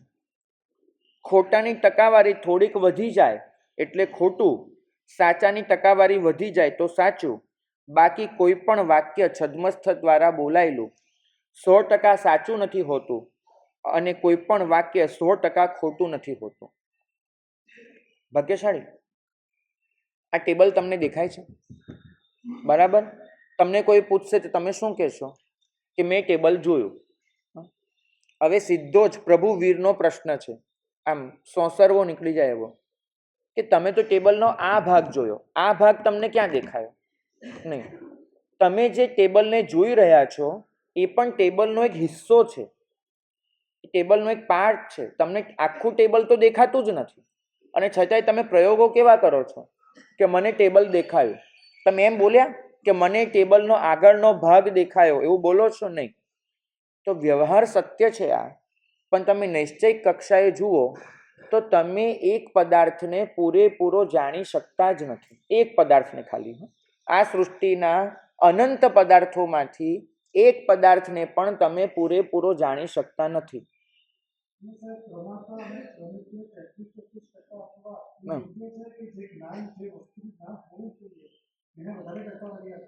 ના, પ્રભુ કહે છે કે 3 વસ્તુ એક સરખી છે કોઈ પણ જ્ઞાનમાં. પ્રમાતા, પ્રમિતિ અને પ્રમેય, 3 વસ્તુ સરખી છે. કેમ કે પ્રમાતા જ નહીં હોત ને તો બોધ જ નહીં થાય, અને ત્યાં એટલું પડે છે. એટલે કોઈ પણ જ્ઞાનમાં 3 વસ્તુ ઉભેલી છે, 3 એક સરખી વજૂદવાળી છે. હું છું પદાર્થ છે, પણ જ્ઞાન જ ન થાય તો શું મતલબ છે? હા, તો પછી એનો હું તો સાચો જ હોવાનો, પ્રમેય અંશમાં ખોટું પડવાનું છે. એ કંઈક વસ્તુને જુદી રીતે જોશે. ભાગ્યશાળી સમજવાનું એટલું છે કે તમે કોઈ પણ વસ્તુને જુઓ છો, જાણો છો, એ આખરે તમારો પોઈન્ટ ઓફ વ્યૂ હોય છે, કોઈ પણ પદાર્થ, અને તમે એને સંપૂર્ણ માનવાનો એક અભિપ્રાય ધરાવો છો, એને કાઢી નાખો. કેમ કે તમારા દ્વારા બોલાયેલું એક વાક્ય પણ સંપૂર્ણ સત્ય હોતું નથી. તમે કેટલી ઝડપથી હા કહી દો છો કે આ ટેબલ મને દેખાયું, એક ક્ષણે તમે વિચાર પણ નથી કરતા કે ટેબલનો કદાચ હું માંડ 35-40% ભાગ જોઈ રહ્યો છું, બીજા કેટલી વસ્તુઓ મને દેખાતી જ નથી. તો આવા તો આપણા વ્યવહારિક સત્યો છે કે જે સત્યો માત્ર પરસ્પરની અન્ડરસ્ટેન્ડિંગ પર જ ઊભા છે. મ્યુચ્યુઅલ અન્ડરસ્ટેન્ડિંગથી જ આપણે ચાલી રહ્યા છીએ કે આ છે, આ છે. કોઈ તમને પડકારવા નથી આવતું કે ભાઈ ક્યાં છે ટેબલનો આગળનો ભાગ જોયો, તે મને હા શેની પાડી, હું તમને કોઈ કહેવા નથી આવતું, કેમ કે તમે પરસ્પરની સમજણ કેળવી લીધી છે. ભાગ્યશાળી, તમે જ્યારે કોઈકને કહો છો ને કે હું એને ઓળખું છું, બરાબર, ત્યારે તમારે ઓળખવાનો શું મતલબ છે? બહુ સરસ રીતે શાસ્ત્રકાર ભગવાન તો પૂછે છે. તમને કોઈ પૂછે એ જે વ્યક્તિને ઓળખો છો, તમે એને કહો વર્ષોથી પરિચય છે, અરે એને બરાબર ઓળખું છું. તમને કોઈ કહે ને જમણા ખભે તલ છે કે નહીં, જવાબ નહીં આવડે, કેમ કે જ્યારે તમે એને જોયા છે ત્યારે તમે એને શર્ટમાં જ જોયા છે, પૂરી બહેના, તમને ખબર જ નથી એના જમણા ખભે તલ છે કે નહીં. આટલું એક બર્થ માર્ક જેવું, એક જન્મ સાથે આવેલી એક સામાન્ય વસ્તુનો ખ્યાલ ન હોય અને છતાંય તમે કહો છો કે હું એને બરાબર ઓળખું છું, આનો શું અર્થ થયો? વ્યવહારિક સત્ય સિવાય આ વાક્યનો બીજો કોઈ જ મતલબ નથી. આ મ્યુચ્યુઅલ અન્ડરસ્ટેન્ડિંગ જ છે જેનાથી આ દુનિયા ચાલી રહી છે. પ્રભુ કહે છે કે તમે નિશ્ચયિક દૃષ્ટિકોણથી જોવા જશો તો તમારા લગભગ વિધાનો એ તમને કોઈને કોઈ રીતે ખોટા પડતા દેખાશે. બરાબર? તમને કોઈ પૂછે, અલા 30 વર્ષથી ઓળખે છે, એમ કે છે, શું રહ્યું તારી પાસે, તને આની આટલી તો ખબર નથી, તો તમે શું કહેશો? કે ભાઈ ઓળખવાનો મતલબ એટલો થાય છે કે એના સ્વભાવને હું જાણું છું, એ ક્યારે શું કરશે એ મને ખબર છે, બસ આટલો મતલબ થાય છે. તો એનો અર્થ સમજો કે તમે સત્યને એક સીમિત કરીને રાખી દીધું આ વ્યવહારિક સત્યતાથી, અને વ્યવહારિક સત્યના નામ પર આટલા બધા ઝઘડા કરવા શોભતા નથી. એટલું જ શાસ્ત્રકાર ભગવંત આપણને સમજાવવા માંગે છે. જો તમારી પાસે આવેલું સત્ય પૂર્ણ નથી, જો તમારા દ્વારા બોલાયેલું વાક્ય પૂર્ણ નથી, તો પછી તમે શા માટે બીજાને અપૂર્ણ કહેવાની અને પોતાને પૂર્ણ કહેવાની કોશિશ કરો છો? 80મું પાનું. હરિભદ્ર સુરી મહારાજે અનેકાંતના સંદર્ભમાં એક સરસ વાત સ્પષ્ટ કરી છે. પ્રશ્ન જન્મ્યો છે કે ભૂતકાળમાં એવા કેટલાય વાદ વિવાદ થયા છે જેમાં એક પક્ષે સત્ય સમજાયું હોય અને એનો સ્વીકાર થયો હોય, તો આજે કેમ એવું નથી થતું? પ્રશ્ન તો આજે પણ તમે આ વસ્તુ પૂછી શકો એમ છો. જવાબ: હરિભદ્ર સુરી મહારાજ પહેલાના અને પછીના શાસ્ત્રકાર ભગવંતોએ કહ્યું છે કે પહેલા તો વાદ કેટલા પ્રકારે થાય છે વિચારો. એક વાદનો પ્રકાર છે તત્વની જિજ્ઞાસાથી થતો વાદ. સામ સામે બેઠા છીએ, બંને પાસે પોતપોતાનું તત્વ છે, પણ સાથે જિજ્ઞાસા પણ છે કે આપણે ચર્ચા કરીએ અને આ ચર્ચા કરીને જે સત્ય નિષ્કર્ષ રૂપે મળે છે એને સ્વીકારી લઈએ. આવો વાદ કોની વચ્ચે થાય? ગુરુ શિષ્ય વચ્ચે થાય, જેને આપણે સંવાદ કહીએ. વાદને આગળ સમ લગાડી દઈએ, પણ વાસ્તવમાં એક વાદનો જ પ્રકાર છે. ગૌતમ સ્વામી અને મહાવીર સ્વામી વચ્ચે જે વાદ થયો એમાં બંને એકબીજા પર જીત મેળવવા નથી માંગતા. ભલે ગૌતમ સ્વામી એ ભાવનાથી આવ્યા હોય, પણ જેવો શરૂ થયો વાદ ત્યારે તો એ સરેન્ડર જ છે કે આપણે સત્યને સમજવું છે. તો આવો જે વાદ હોય એ સંવાદાત્મક હોય છે, વિવાદાત્મક નથી હોતો, કારણ કે એના મૂળમાં તત્વની જિજ્ઞાસા હોય છે. આને આપણે ચર્ચા કહીશું, સ્વાધ્યાય કહીશું વગેરે. તો આવો વાદ થતો હોય ત્યાં સાધુને જોડાવાની છૂટ છે. પણ બીજો વાદનો એક પ્રકાર છે જેમાં વિજિગીષા હોય છે. વિજિગીષા એટલે બીજાને હરાવવાની અને પોતાનું સત્ય સાબિત કરવાની વૃત્તિ. તો સાધુને બને ત્યાં સુધી આવા વાદમાં જોડાવાની મનાઈ છે. કારણ શું કીધું છે? કે આવા વાદમાં તમે જોડાઓ, તમે જીતી ગયા તો તમને અહંકાર આવે કે ન આવે, સામેવાળાને ક્લેશ થશે કે જો આને મને હરાવ્યો. અને તમે હારી ગયા તો જૈન શાસનની પાયમાલી કરશો કે જૈન સાધુ હારી ગયો. એટલે બને ત્યાં સુધી જ્યાં તત્વ ચર્ચાનો હેતુ નથી, જ્યાં તત્વની જિજ્ઞાસા નથી, એવા વાદ વિવાદમાં પડશો જ નહીં. હાર જીત માટે જ્યાં વાત થતા હોય ત્યાં તો ઉતરશો જ નહીં. અને ત્રીજી વાત, હજુ પણ વાદનો એક નિમ્ન પ્રકાર છે કે જે વાદમાં તમને જીત તો જોઈએ છે, પણ તમે એના માટે ખોટા સાધનો વાપરવા પણ તૈયાર હો છો. તમે એવી દલીલો કરો છો કે જેનું વજૂદ જ નથી, ખોટી રીતે શબ્દોને મરોડી નાખો છો. તો આ વાદમાં સ્વસ્થતા નથી. પહેલો વાદ જિજ્ઞાસાથી થાય, બીજો વાદ જીતવાની ઈચ્છાથી થાય, પણ એમાં પણ સ્વસ્થતા હોય. ત્રીજામાં તો તમે તમારું મોરલ પણ ગુમાવી દો છો અને કોઈ પણ રીતે જીત મેળવવી છે એ રીતે તમે બહુ નીચા ઉતરી જાઓ છો. આવા વાદ કરવાની તો 100% મનાઈ છે, કરવાનો જ નથી. બીજો વાદ હજુ શક્ય છે કે સામેવાળો પડકાર આપે છે તો ઝીલી લો, કેમ કે જૈન શાસનની આબરૂ બચાવવાની છે. ત્રીજા વાદમાં તો હાથ જોડીને નીકળી જવાનું, એક જ કહી દેવાનું, જ્ઞાની કા ગુરુ, અજ્ઞાની કા દાસ. કોઈ જ્ઞાની આવે તો હું ગુરુ બનવા તૈયાર છું, પણ જો કોઈ અજ્ઞાની આવે તો હાથ જોડી દેવાના, ભાઈ તારા જેવું જ્ઞાન અમારી પાસે નથી. તો આ વસ્તુ કહી અને નીકળી જવાનું. અત્યારે જે વાત થઈ રહ્યા છે 82માં પાને, એક પ્રશ્ન તમને પૂછ્યો છે મેં કે ભાગ્યશાળી આપણે ત્યાં અત્યારે જે ચર્ચાઓ થાય છે એ તત્વ જિજ્ઞાસાથી થાય છે એવું લાગે છે તમને? આપણો વાદ બીજાને પરાજય આપવા માટે થતો હોય છે. તો આવી રીતે જે ચર્ચાઓ થાય એમાં ક્યારેય કશું તત્વ નિપજવાનું નથી, એ નક્કી માનજો. આગળ એમાં જ બીજો મુદ્દો, તમારે તમારું દિમાગ ખુલ્લું રાખવાનું છે. જે પણ કહેવામાં આવે છે એમાં સત્યની શોધ કરો. સમજવાનો અનેકાંત છે. જે પણ ભગવંત તમારા જીવનમાં આવે અને જે પણ કહે એમાંથી તમે સત્ય તારવી લો. તમને લાગે છે કે આ કરવા જેવું છે તે કરી લો. આગ્રહ નથી મારો કે તમે આ જ કરો, પણ એટલું ચોક્કસ કહેવાનું કે કરતા પહેલા પૂરેપૂરા ખુલ્લા થઈને વાતને સમજો, વિચાર કરો. તમે તો એવું કરો છો કે કોઈકની પાસે સાંભળ્યું કે આ કરવા જેવું છે એટલે ચાલુ કરી દો. આવું નહીં કરો. શાંત બનો, ધીમે ધીમે પહેલાં જાણો, સમજો, વિચારો અને તમારું પોતાનું સત્ય નક્કી કરો. કોકના દોરવાઈ ન જાઓ, કોઈકની માન્યતાના તમે ભોગ ન બની જાઓ. અને કારણ તમને આટલી સ્ટ્રેન્થ આપે છે કે તમે કોઈની માન્યતાના ભોગ નહીં બનો, કોઈના દોરવાએ નહીં જાઓ. બીજો મુદ્દો, આંધળા સમર્પણને આ શાસન ક્યારેય માન્યતા આપતું નથી, એ સ્વીકારતું જ નથી. વ્યક્તિના નહીં પણ વાતના ચરણ પકડો. મેં તમને શીખવાડ્યું હતું, સ્વયં પ્રભુએ કીધું છે સત્યમ ખૂબ ભયવમ. સત્ય પરમાત્મા છે. તમારે કોના શરણે જવાનું છે? સત્યના શરણે.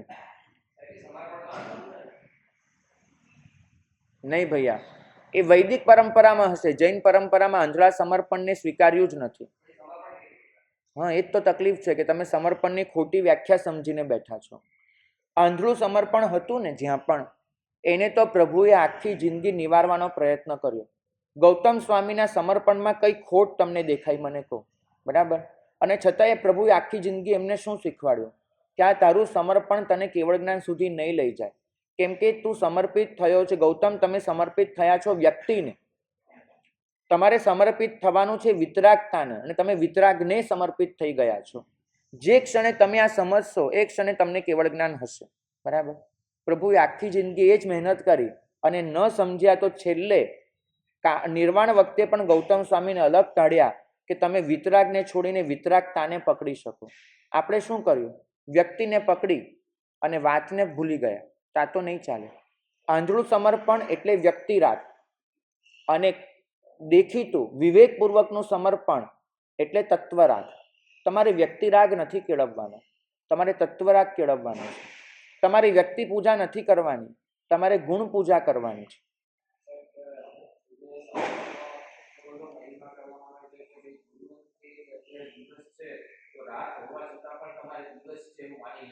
હા, બિલકુલ. એનું કારણ શું છે હું તમને સમજાવું.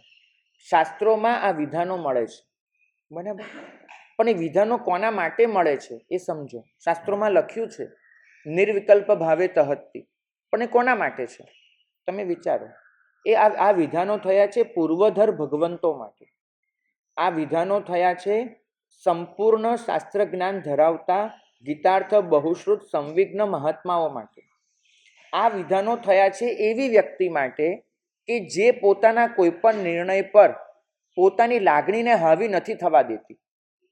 એવી વ્યક્તિ કે જેને પોતાના ઇમોશન્સ હંમેશા એટલા કંટ્રોલમાં હોય છે કે કોઈ પણ નિર્ણય લેતી વખતે એના ચિત્તમાં ક્યાંય પણ રાગ દ્વેષનો અંશ નથી હોતો. એના નિર્ણય સંપૂર્ણપણે નિષ્પક્ષ અને તટસ્થ હોય છે. એની લાગણીઓ ક્યાંય પણ એના નિર્ણયને પ્રભાવિત નથી કરતી. તો એવા સંજોગોમાં આ વિધાનો થયેલા છે.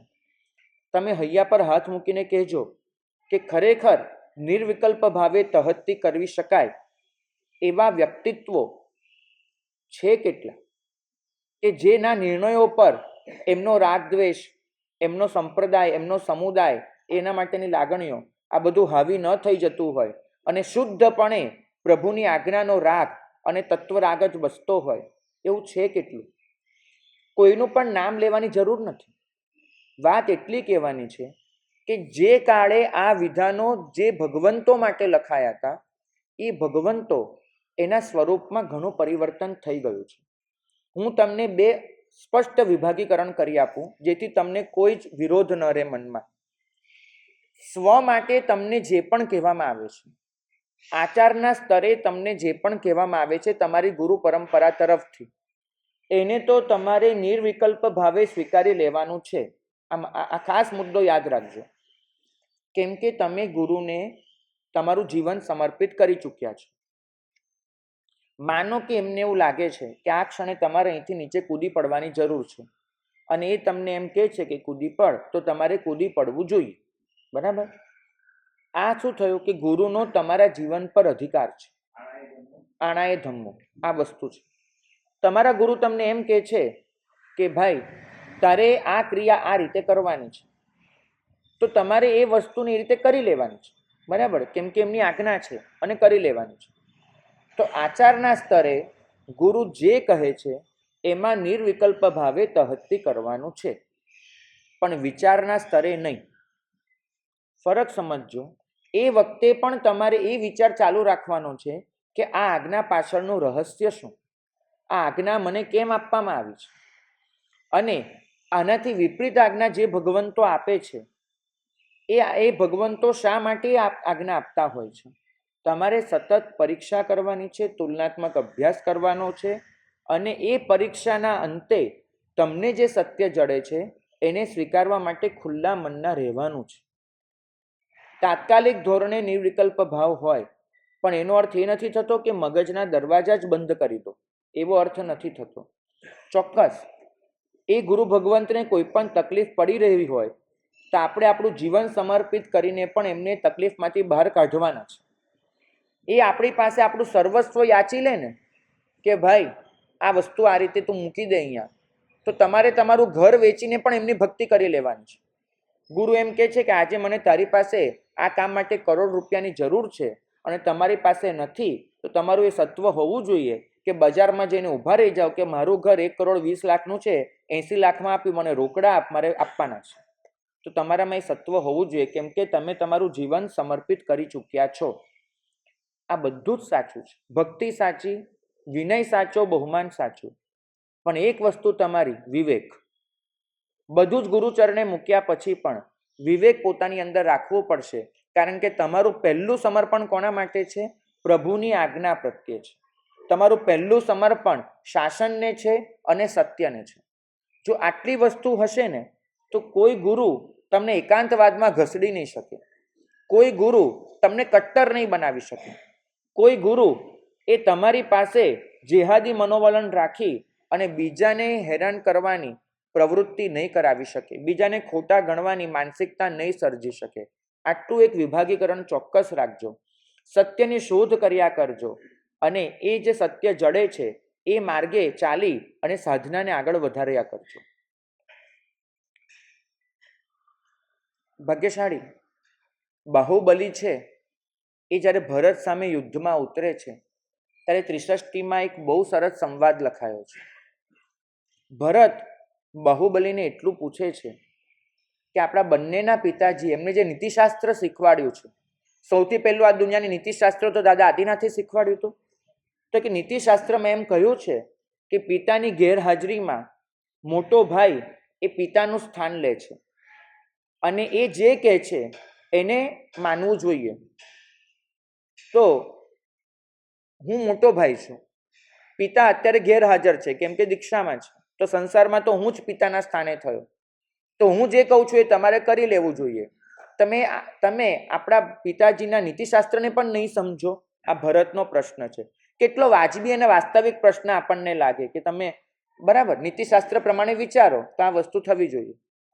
એ ક્ષણે બાહુબલીજીએ જે જવાબ આપ્યો છે બહુ મહત્વનો છે કે પિતાએ કહ્યું છે કે મોટો ભાઈ પિતાના સ્થાને હોય છે, પણ એ મોટો ભાઈ પિતાના સ્થાને હોય વિધાન કરતા પહેલા કેવો મોટો ભાઈ એનું એક લાંબુ લિસ્ટ છે સદગુણોનો કે કેવો મોટો ભાઈ.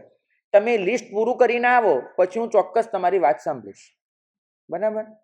આ જવાબ કયા સંદર્ભમાં કેટલો લાગુ પાડવો એ ચોક્કસ વિચારવા જેવું છે.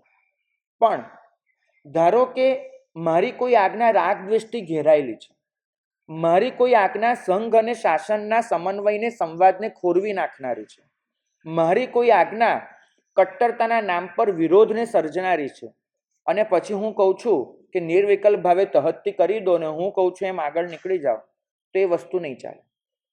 આ વસ્તુ નહીં ચાલે. ત્યાં તો તમારે સંઘ અને શાસનને સર્વોપરી ગણવા પડે. તમારા પ્રાયોરિટી લિસ્ટમાં નામ લખી દો. નંબર 1 પર આવે છે શાસન, નંબર 2 પર આવે છે તમે જે સંઘના સભ્ય છો એ સંઘ, અને નંબર 3 પર આવે છે તમારા વ્યક્તિગત ગુરુ. તમે શાસન અને સંઘને ઉવેખીને ગુરુ તરીકે સ્વીકારી ન શકો. આ શાસનની મર્યાદા છે. સ્વયં તીર્થંકર જો શાસનને નમસ્કાર કરીને બેસતા હોય અને કહેતા હોય કે મારાથી ઉપર શાસન છે, તો કોઈ ગુરુ આ શાસનની ઉપર જઈ શકવાના નથી. ગુરુ તો અનુશાસન કરી શકશે, શાસન સર્જી નહીં શકે. તો તમારું પહેલું સમર્પણ કોની પ્રત્યે હશે? શાસન પ્રત્યે, સત્ય પ્રત્યે. બીજું સમર્પણ હશે સંઘની વ્યવસ્થાઓ પ્રત્યે. અને પછી જે બચે છે તમારું જીવન, એમાં તમારા ગુરુ તમારા માલિક છે. તમારી ઘણી બધી પ્રવૃત્તિઓ જો શાસન અને સંઘ કરતા ગુરુને ઉપર મૂકી દેનારી હોય તો ચોક્કસ ચેતી જજો. તીર્થંકર સર્વોપરી છે, તીર્થંકરની આજ્ઞા સર્વોપરી છે, એટલું હંમેશા યાદ રાખજો.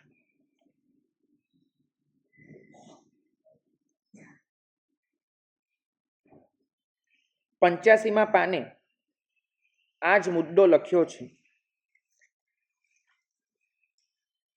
ચોક્કસ તમારામાં સમજણનો વિકાસ નથી થયો તો આચારની કક્ષાએ ગુરુ કહે છે તેમ કરી લો, પણ વિચારની કક્ષાએ સત્યની શોધ ચાલુ રાખો. હું તમને આચારમાં ભટકવાનું નથી કહેતો. આચારમાં તો ગુરુ કહે છે એમ કરી લેવાનું. જેમ કે પ્રતિક્રમણ આ રીતે કરવું જોઈએ તે રીતે કરવાનું. તમે એ પરંપરામાં છો કે જ્યાં દિવસીય પડિક્રમને ઠાવના આદેશ પહેલા ખમાસમણું અપાવે છે તો એ કરી લો, અને જ્યાં એ ખમાસમણું નથી દેવાતું તો નહીં આપો. તો આચારમાં તો ગુરુ કહે છે એમ કરી લેવાનું.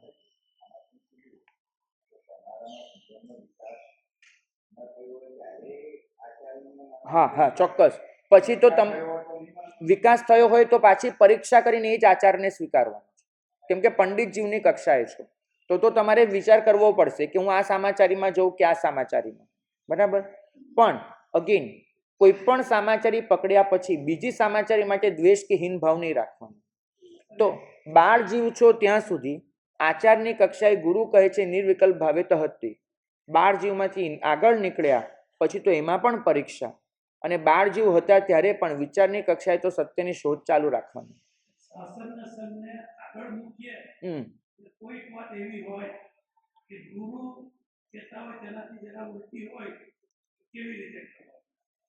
મેં તમને એ જ સમજાવ્યું કે શાસન અને સંઘને સર્વોપરી રાખવાના.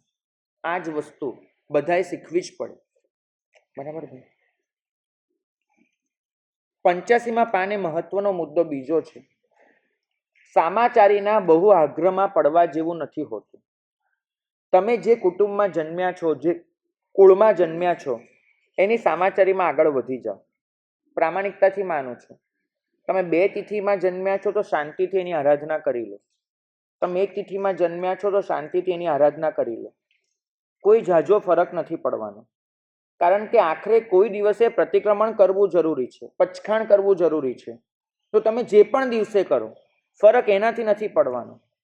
ફરક એનાથી ચોક્કસ પડશે કે વિચારના સ્તરે તમને ગુરુ કહે કે ભાઈ આપણે સાચા ને બીજા ખોટા, તો એ વસ્તુને ઘૂંટી ન કાઢો. તમે જે તિથિમાં છો ત્યાં સોમવારે સંવત્સરી કરવાની છે તો સોમવારે કરી લો. એનાથી મોટો ફરક નહીં પડે. પણ તમારા ગુરુ એમ કહે છે કે સોમવારે કરો એ પૂરતું નથી, રવિવારવાળા ખોટા છે એમ તમારે માનવું જોઈએ, તો એ તમારો વિચારનો દોષ થયો. વિચારના સ્તરે શરણાગત ન થાવ. વિચારના સ્તરે તમે એવું રાખો કે અનેકાંત તો અપેક્ષાએ રવિવારે પ્રતિક્રમણ કરવામાં છે, અપેક્ષાએ સોમવારમાં પણ છે. વિચારના સ્તરે ખુલ્લા રહો, આચારના સ્તરે શરણાગત રહો. આ રીતે ભૂમિકા રાખજો. વિચારના સ્તરે ખુલ્લા રહેવાનું, આચારના સ્તરે સમર્પિત રહેવાનું. અનેકાંત ન લાગે એવું કશું જ નથી. છદ્મસ્થના કોઈ પણ જ્ઞાનમાં અનેકાંત લાગવાનો જ છે. કારણ શું? બહુ એક સરસ વિધાન છે કે આપણું જ્ઞાન પોઈન્ટ ઓફ વ્યૂનું હોય છે, કેવળ જ્ઞાન પોઈન્ટ ટુ વ્યૂનું હોય છે. એ લોકો કોઈક મુદ્દાને જોતા હોય છે, આપણે કોઈક મુદ્દાથી જોતા હોઈએ છીએ. ભાગ્યશાળી દૃષ્ટિકોણ દરેકનો પોતીકો. માટે આપણા હાથમાં પૂર્ણ સત્ય ન આવે, આપણે એની નજીક જઈ શકીએ પણ 100% ન આવે, તો આપણા પાસે આવતા કોઈ પણ સત્યમાં અનેકાંતની કન્ડિશન રાખવાની છે. લોકોનો પ્રશ્ન છે કે તમને લાગે છે કે એકાંત આ સૃષ્ટિમાં પૂરો થશે અને અનેકાંત આવશે? તો મેં મારી એક આશા વ્યક્ત કરી છે કે અનેકાંતનો સૂર્ય ઉગશે જ. કેમ મને એવું લાગે છે? કોઈ પણ રાત પૂરી થવા માટે જ આવતી હોય છે. એક રાત આવી કે જેમાં સંઘ શાસન, અનેક ગચ્છો, અનેક પક્ષો એમાં વહેંચાઈ ગયું, એમાં બંટાઈ ગયું, પરસ્પરના રાગદ્વેષ થયા. પણ તમે જુઓ, આજથી 50 વર્ષ પહેલાં જેટલો જ્ઞાતિવાદ અને સમાજવાદ હતો ને, આજે એવું બહુ બચ્યું નથી બચ્યું. તમારી જે ત્રીજી પેઢી છે, જે વડીલો બેઠા છે એમને કહું, એમને તમે પૂછો કે તમે કઈ જ્ઞાતિના છો, તો લગભગ તો એમને જ્ઞાતિ ક્યાં શું એ ખબર પણ નથી હોતી. બરાબર? તો જો જેમ જ્ઞાતિના બટવારા પૂરા થઈ રહ્યા છે ને, એમ અમારા સાધુઓમાં પણ સમુદાયના બટવારા પૂરા થઈ રહ્યા છે, પક્ષ પૂરા થઈ રહ્યા છે.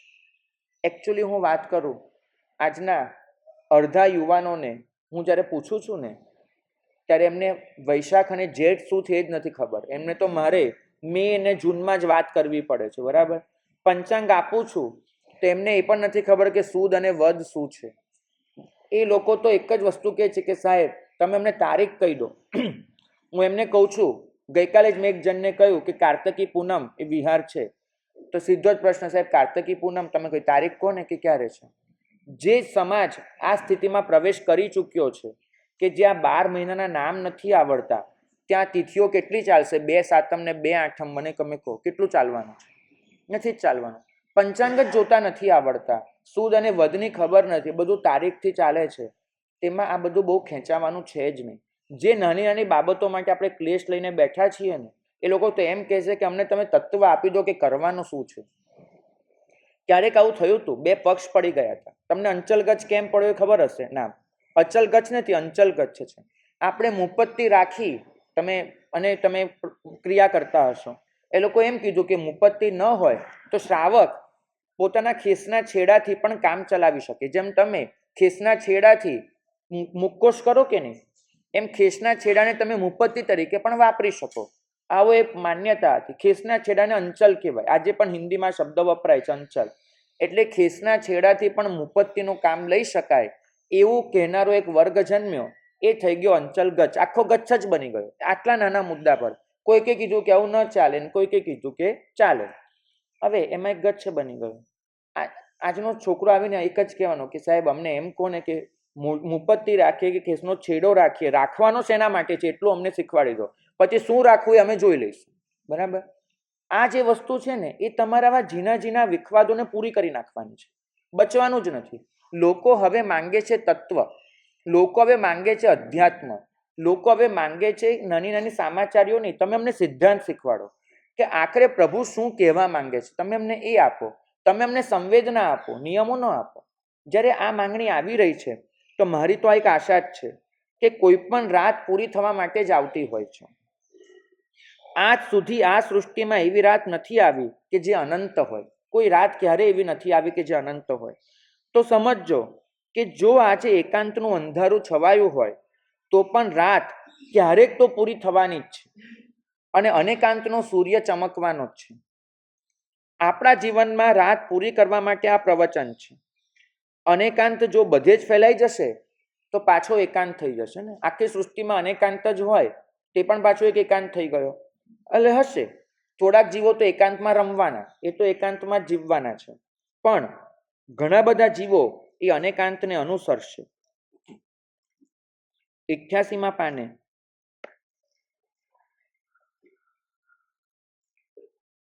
આ સૃષ્ટિ હંમેશા કોઈ એક સ્થિતિમાં સ્થિર થવા નથી માંગતી. ગરમી છે તો ઠંડી છે, દ્વંદ્વ વગર અનેકાંતનું અસ્તિત્વ જ નથી. રાત છે તો દિવસ છે, પૃથ્વી છે તો આકાશ છે, અને એ જ રીતે અસત્ય છે તો સત્ય છે. અસત્ય અને સત્ય બંને એકબીજાથી સાપેક્ષ છે. પુરુષ છે તો સ્ત્રી છે. દ્વંદ્વ વગર આ સૃષ્ટિનું અસ્તિત્વ નથી. તો આ સૃષ્ટિમાં એકાંતવાદી માનસિકતા પણ રહેવાની છે, અનેકાંતવાદી પણ રહેવાની છે. નક્કી તમારે કરવાનું છે કે મારે એકાંતવાદી માનસિકતામાં જીવવું છે કે અનેકાંતવાદમાં. મારે મારા જીવનમાં એકાંતની રાત જ રાખવી છે કે અનેકાંતનો સૂર્ય ઉગાડવો છે. મારે આ કટ્ટરતામાં રહી બીજા માટેનો હીનભાવ અનુભવી અને બરબાદ થઈ જવું છે કે પછી સમન્વય અને સંવાદ લાવી અને મારે આબાદ થઈ જવું છે. નક્કી આ કરવાનું છે. અનેકાંત તમને આ પ્રશ્ન પૂછે છે, જવાબ તમારે જ આપવાનો છે અને તમારે જ આપવાનો છે.